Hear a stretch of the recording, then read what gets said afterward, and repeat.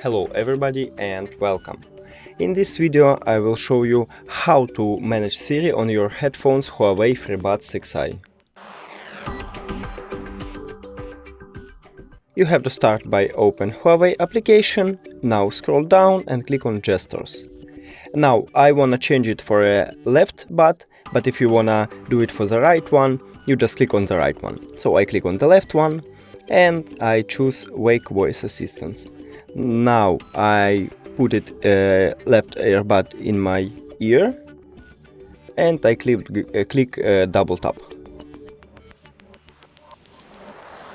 Hi Siri, how are you?